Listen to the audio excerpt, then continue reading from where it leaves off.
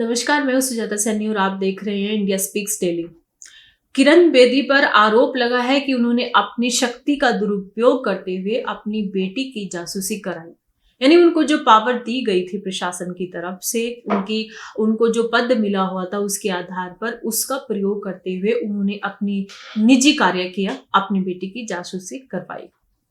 तो इस मामले में ये विवाद जो है वो अभी थमने का नाम नहीं ले रहा है और किरण बेदी पर बहुत सारे क्वेश्चंस उठ रहे हैं और इस मामले की जांच की बात भी कही जा रही है। ये पूरा मामला क्या है? ये बहुत पुराना मामला है और इसको लेकर के पुरानी कुछ ईमेल्स लीक हो गई हैं जिनकी वजह से किरण बेदी का ये के विषय में जानकारी अभी सुर्खियां बटोर रही है। तो मामला क्या हुआ था? असल में भारतीय पुलिस सेवा में किरण बेदी पहली महिला अधिकारी और ईमानदार छवि की प्रतीक मानी जाती हैं। किरण बेदी एक बार फिर से ये सुर्खियों में आ गई हैं, जैसा कि मैंने आपको बताया। इस बार उनकी ईमानदारी पर सवाल उठ रहे हैं। तो क्योंकि 20 साल पहले उन्होंने 20 साल पुराने कुछ ईमेल्स में खुलासा हुआ है कि उन्होंने अपनी बेटी साइना बेदी की जासूसी करवाने और उसे कानून के चंगुल से बचाने के लिए पुलिस की शक्ति का नाजायज इस्तेमाल किया था।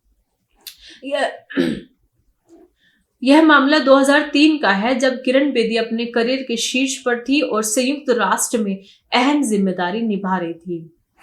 2003 में किरण बेदी संयुक्त राष्ट्र के शांति रक्षा विभाग में नागरिक पुलिस सलाहकार के तौर पर न्यूयॉर्क में तैनात थी। उस दौरान उनकी 28 वर्षीय बेटी साइना बेदी दिल्ली में थी। हाल ही में सामने आया है कि एक ईमेल में ये पता चला है कि साइना उस वक्त केंद्रीय दिल्ली के एक होटल मालिक गोपाल सूरी के साथ रिश्ते में थी। गोपाल सूरी उस समय विवाहित थे। दोनों कथित तौर पर एक इंटरनेशनल वीजा चाहने वालों को गैर कानूनी तरीके से वीजा दिलाने के धंधे में लिप्त थे। यानी कि जिन लोगों को विदेशी उनको वीजा चाहिए, इंडियंस को, उस धंधे में ये दोनों के दोनों लिप्त थे। इसके लिए किरण बेदी के प्रभाव और रसूख का इस्तेमाल भी किया गया था। तो ये गंभीर आरोप इन पर लग रहे हैं।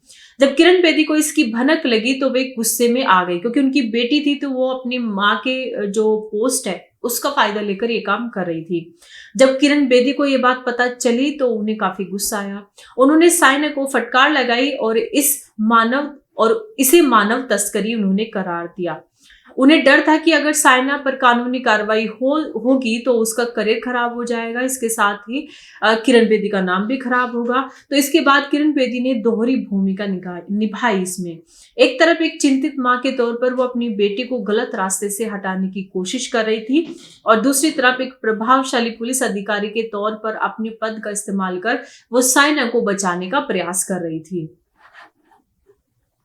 तो अब उन्होंने इसको लेकर किया क्या था, उन पर जो मुख्य आरोप है उसके बारे में हम जान लेते हैं।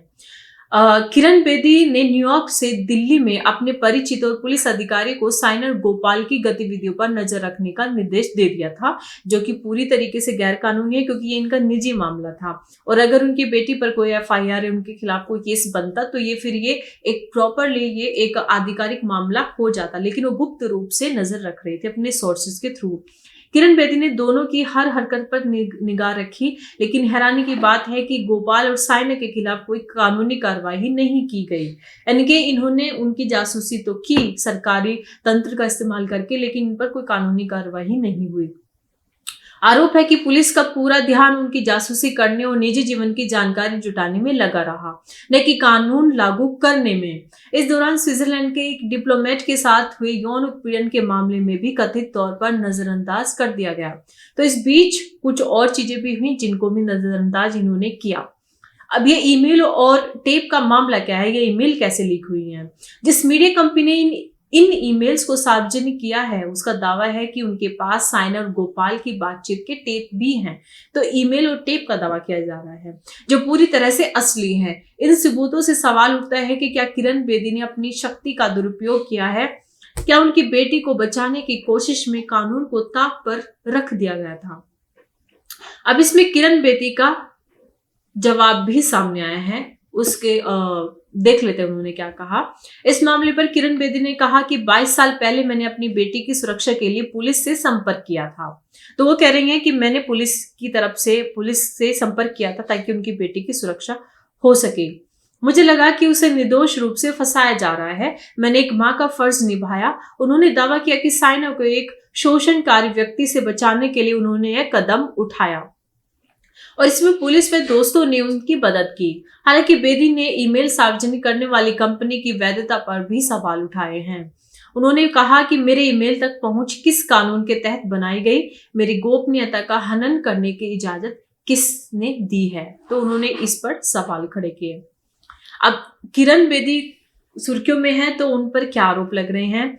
किरण बेदी को रेमन मैग्सेसे पुरस्कार से भी सम्मानित किया गया था। उनकी छवि एक सख्त और ईमानदार पुलिस अधिकारी की रही है, लेकिन इस खुलासे ने उनकी निष्ठा पर सवाल खड़े कर दिए हैं। यह मामला शक्ति के दुरुपयोग, निजता के हनन और नैतिकता की बहस को जन्म दे रहा है। क्या एक माँ का प्यार कानून को से ऊपर हो सकता है? क्या किरण बेदी का यह कदम उनकी छवि को धूमिल करेगा? तो इस पर जो भी आप इस मामले को जानते होंगे, इस पर डिटेल में हमने रिपोर्टिंग की और पूरा का पूरा मामला क्या है उसके विषय में आपको बताया। आपका इस पर क्या मानना है? आप अपने विचार हमें कमेंट बॉक्स में अवश्य लिखिएगा। अभी के लिए इतना ही, धन्यवाद।